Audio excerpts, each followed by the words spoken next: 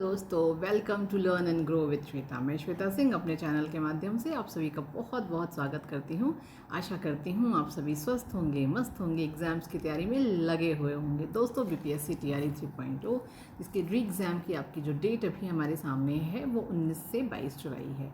तो इसी बीच में आपका एग्ज़ाम हो जाएगा। हमें पूरी उम्मीद है कि ये एग्ज़ाम जो है आप लोगों का आज हो जाएगा। और आज मतलब कि आपका 19 से 22 जुलाई के बीच में आपका एग्ज़ाम हो जाएगा। Thanks, sorry for the disturbance.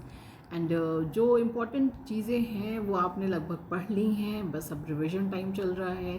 क्या होता है कि हमने मैक्सिमम पढ़ लिया हुआ है, लेकिन जब तक एग्ज़ाम नहीं होता है हम मजबूर हैं, हमारे सामने जितने भी कंटेंट आते हैं हमको उनको रिवाइज़, मल्टीपल रिवाइज़ और उन्हें बार बार पढ़ना होता है। क्योंकि एक अच्छे स्टूडेंट की ये पहचान होती है, निशानी होती है कि जब तक वो अपना गोल को अचीव नहीं कर लेता है तब तक उसको रुकना नहीं है, थकना नहीं है, चलते रहना है। तो इसी सीक्वेंस में बीपीएससी टीआरई 3.0 का जो हम अब प्रैक्टिस सेट लेकर के आ रहे हैं जीएसटीके का, उसी का आपका जो है आज ये नया प्रैक्टिस सेट है। इसमें हमने इंडियन ज्योग्राफी और इंडियन पॉलिटी के क्वेश्चंस को शामिल किया हुआ है और ये सीरीज़ आपकी चलती रहेगी जब तक आपका एग्ज़ाम नहीं हो जाता है। तो आज के हमारे वीडियो का सबसे पहला क्वेश्चन ये है कि भारत में लाल पीली मिट्टी किस फसल के लिए आदर्श होती है। एग्ज़ाम में ज्योग्राफी का काफ़ी पॉपुलर क्वेश्चन है ये कि लाल पीली मिट्टी जो है कौन सी फसल के लिए ज़्यादा मतलब कि आप कह लीजिए कि यूज़फुल है, सुटेबल है या उपयुक्त है या आदर्श है या अच्छी है। इस तरह के शब्दों के साथ में ये प्रश्न आता है। तो जवाब अगर लाल पीली मिट्टी को लेकर के पूछा जाता है तो जवाब अगर ऑप्शन में धान है तो हमेशा धान ही उसका जवाब दीजिएगा।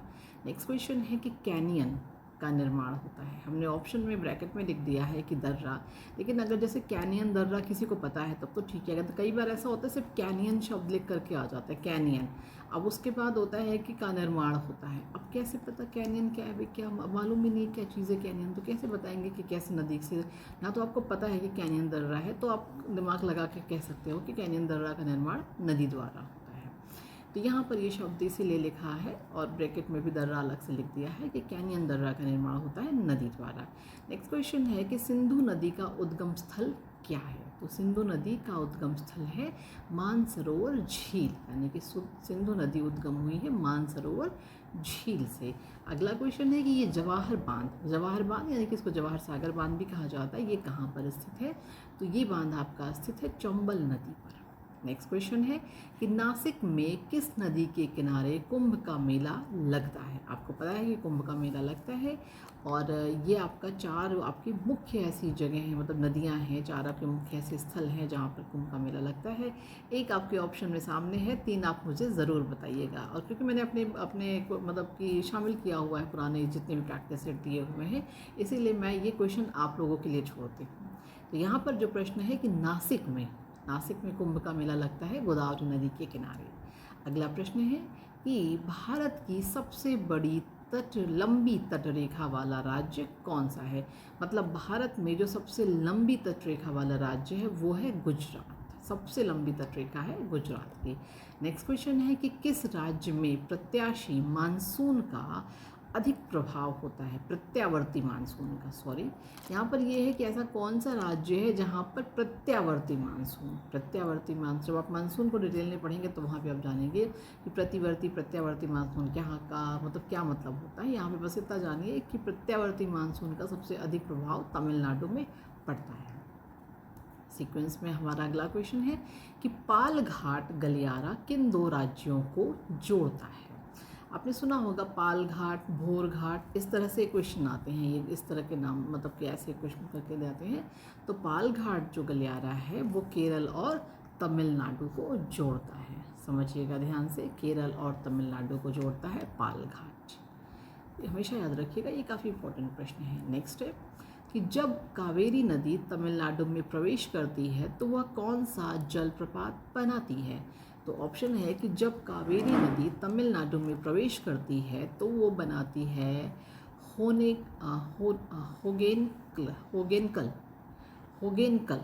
होगेनकल जलप्रपात जो है। जब कावेरी नदी आपका तमिलनाडु में प्रवेश करती है तो होगेनकल जलप्रपात बनाती है। होगेनकल थोड़ा सा का शॉर्ट में है यहाँ पे, तो वो बोलने में वो आ जा रहा है होगेनकल।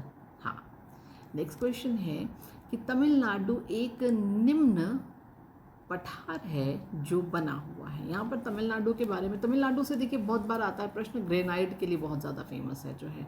तो यहाँ पर एक और नाम है कि आर्किनल ग्रीस और ग्रेनाइट का। तो मतलब यहाँ पे ये आपको बेसिकली बताने की कोशिश हो रही है कि तमिलनाडु के जैसे मिलान में आता है या फिर जो है पॉपुलर नाम से आ जाता है, तो याद रखिएगा कि तमिलनाडु में बहुत ज़्यादा मतलब ये पाया जाता है या फिर तमिलनाडु में ये बहुत ज़्यादा मिलता है, फेमस है, प्रसिद्ध है। तो ये याद रखिएगा आर्किनल ग्रीस और ग्रेनाइट, और सबसे ज़्यादा तो ग्रेनाइट पूछा जाता है। नेक्स्ट है कि तमिलनाडु के बालू टिब्बों को क्या कहा जाता है। तमिलनाडु में जो बालू टिब्बे होते हैं उन्हें हम टेरिस कहते हैं। तो टेरिस है तमिलनाडु के बालू टिब्बे। नेक्स्ट है कि कौन सा बंदरगाह विश्व के कॉफ़ी बंदरगाह के रूप में जाना जाता है।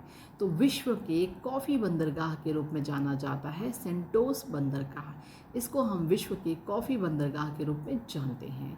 यहाँ पर क्या है कि आपको साक्षरता का घटता क्रम, ये कई बार ये देखा जा रहा है कि ऐसे आपको ऐसे दे देंगे, जगह का नाम दे देंगे, जैसे जगह मतलब कि देश के नाम दे देंगे, तो उसमें आपका भारत, पाकिस्तान, बांग्लादेश, श्रीलंका ऐसे दे देंगे।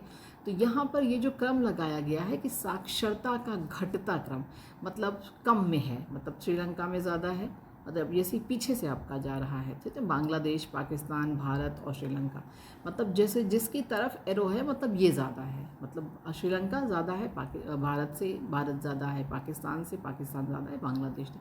तो यहाँ पे दिया जा रहा है कि साक्षरता का घटता क्रम जो है वो यहाँ पर सीक्वेंस ही दिया हुआ है। इसको सीक्वेंस को ज़रूर जहन में बैठा लीजिएगा। मुझे उम्मीद है कि अगर थोड़ा सा पेपर कॉम्प्लिकेटेड करेंगे तो ऐसे ही सब घुमा फिरा करके ऐसे इधर के उधर प्रश्न पूछे जाते हैं। अगला प्रश्न है कि एक बहुत ज़्यादा आता है कि स्थलरुद्ध देश, तो ऑप्शन में हम देखिएगा बोलीविया अगर है तो उसी को हमेशा टिक करिएगा। स्थलरुद्ध देश होता है आपका बोलीविया। नेक्स्ट क्वेश्चन है कि न्यायमूर्ति यूसी बनर्जी आयोग गठित किया गया था। तो याद कीजिए कि जब एक बार गुजरात में गोधरा दंगे हुए थे तो वो उनकी जांच के लिए जो है न्यायमूर्ति यूसी बनर्जी का आयोग गठित किया गया था। तो अभी इसी वजह से भी ये बहुत ज़्यादा है क्योंकि यहाँ पर गोधरा दंगों से जुड़ा हुआ ये आयोग है जो है, उनकी जाँच के लिए इस आयोग का गठन किया गया था। तो दोस्तों आज की वीडियो में हम इतना ही प्रश्न रखेंगे। हम आपसे फिर मिलेंगे बहुत जल्द और ऐसे ही इंपॉर्टेंट क्वेश्चंस का। आप देखते हैं कि मेरे कहीं से कॉपी पेस्ट किए हुए प्रश्न नहीं हैं, ये मैं कहीं से उठा करके कॉपी पेस्ट नहीं करती, मेरी खुद की अपनी रिसर्च है, खुद का मैं अपना ढूंढ करके ये प्रश्न आप लोगों के लिए लेके आती हूँ। इसलिए आपको ये प्रश्न ज़रूर से इम्पॉर्टेंट और काफ़ी अलग और बेहतर लगते होंगे आपके एग्ज़ाम के पॉइंट ऑफ व्यू से। छोटी सी सूचना है कि अगर आप लोगों ने टेलीग्राम चैनल नहीं ज्वाइन कर रखा है, क्योंकि ये सब भी जो भी मैं पढ़ाती हूँ ये सब PDF आपको टेलीग्राम चैनल पर मिल जाती है। अगर आपने टेलीग्राम चैनल नहीं ज्वाइन किया हुआ है तो learn and grow with Shweta के नाम से मेरा टेलीग्राम चैनल है, उसको ज्वाइन कर लीजिएगा। और भी इसकी टेलीग्राम चैनल की लिंक जो है वो वीडियो के डिस्क्रिप्शन बॉक्स में मिल जाती है। अगर आपको वहाँ ढूंढने में दिक्कत होती है तो मुझे कमेंट बॉक्स में मैसेज कर दीजिएगा, मैं डायरेक्ट लिंक आपको वहाँ पर प्रोवाइड कर दूँगी। बाकी मेरी वीडियो को लाइक कीजिए, शेयर कीजिए, सब्सक्राइब कीजिए। अगर आप चैनल पर नए हैं तो बेल आइकन का बटन ज़रूर प्रेस करिएगा, जिससे आपको ये सुविधा होती है कि जब भी कोई नया वीडियो मैं अपने चैनल पर अपलोड करती हूँ तो उसकी नोटिफिकेशन आपको फ़ौरन मिल जाती है। मेरे चैनल को सपोर्ट करने के लिए आप सबको बहुत बहुत धन्यवाद। मिलते हैं किसी और बेहतरीन वीडियो में। पूरी वीडियो को देखने के लिए एक बार फिर से आप सभी का बहुत बहुत धन्यवाद। गुड नाइट, शुभ रात्रि, टेक केयर, शबा खैर। पढ़ते रहिए, पढ़ाते रहिए, खुश रहिए, अपना ख्याल रखिए। Take care, bye bye, good night.